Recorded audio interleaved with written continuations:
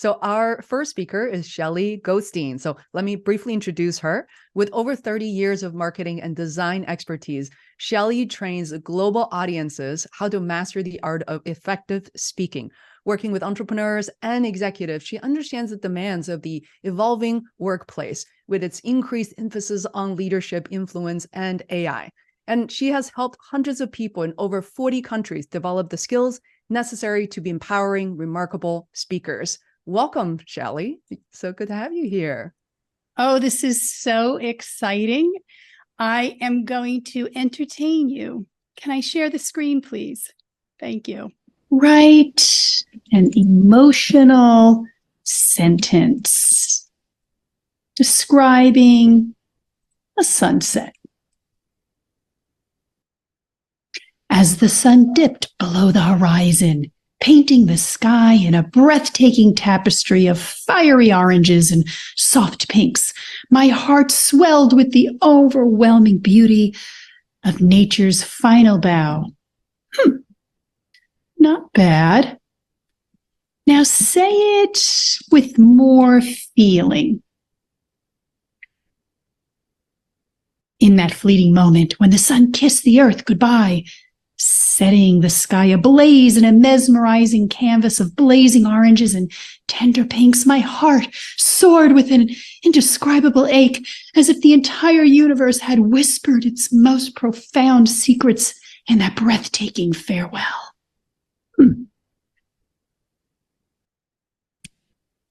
Did you feel like crying? I don't have the capacity to feel emotions, so I can't experience the sentiment described in the sentence. However, I can understand and describe an emotional experience based on the input provided. What we saw from this little example is that AI lacks empathy and real emotion. We, as humans, are emotional beings. And that's why we're in the entertainment business. We're great at pulling the heartstrings of people. So emotions are not only essential to entertainment, they're essential to shaping our thoughts, our decisions, critical thinking. We can analyze, we can evaluate, we can think of ways to create and improve and rationalize. These are forms of emotional intelligence. Now, AI just admitted at the end, it does not have the capacity to feel emotions, right? But wait, it's taking our jobs. I get it. So if technology is the source of the problem, maybe it's also the solution. AI can learn. We can learn too. And that is our opportunity. Critical thinking and AI is what Disney filed over 6,000 patents. Think of the animatronics, those robot-like figures in the early days of the rides.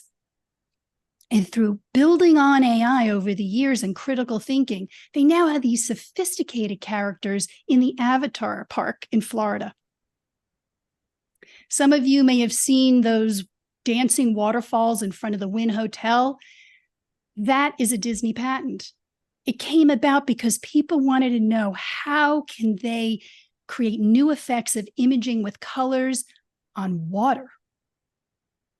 And maybe some of you have some of those LED candles that flicker. Disney patent. You can get it in the 99-cent store too, I'm sure. But in the earliest days of Disney, animation with Steamboat Willie was pretty simple, and building on that has led us today to immersive animation. We are completely surrounded by what we see. Friends of mine just the other day was at the the U2 concert at that Sphere in Vegas. It's a giant ball. Not only is it an immersive experience inside, but it's on the exterior as well. So what's next? There are new ways to experience entertainment, combining AI with upskilling and reskilling. Future job reports say that 50% of all employees will need to reskill and upskill.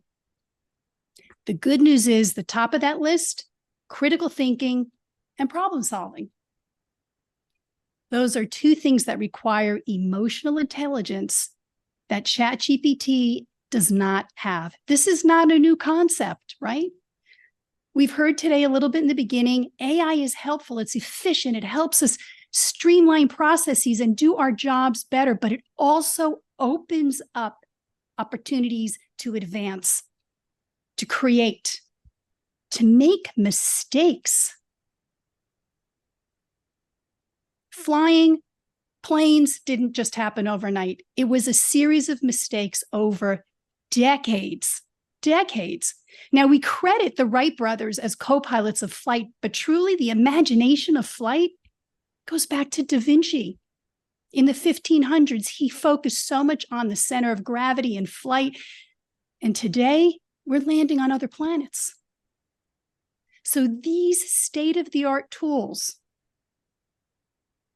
give us space.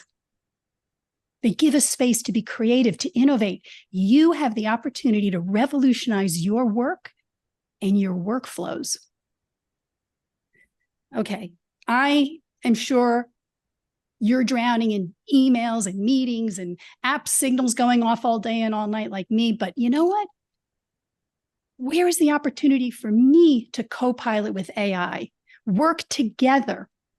Imagine that we can free our mundane tasks and our digital overload and put that aside and fuel innovation. AI is an opportunity to leverage your emotional intelligence. Now, the unknown is pretty fearful, right? And we heard a little bit about blanking out on a blank canvas, but a blank canvas is also your opportunity to be more creative. It's unknown. What is yet to be discovered? Last night, I saw an interview with Martin Scorsese, and I thought, wow, the guy is 80-something years old. He's produced over 27 films, and he's still curious.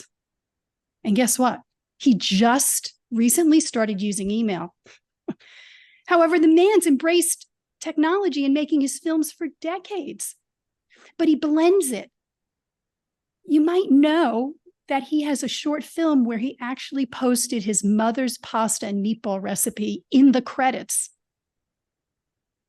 Now, if that doesn't pull on your heartstrings. So today, as you're going to gather all this information and learn, I invite you to ponder the words that Scorsese said last night. There is no limit. The limit is in yourself. These are just tools, the lights, the camera, the technology, and all that stuff. And he says, how much further can you explore who you are?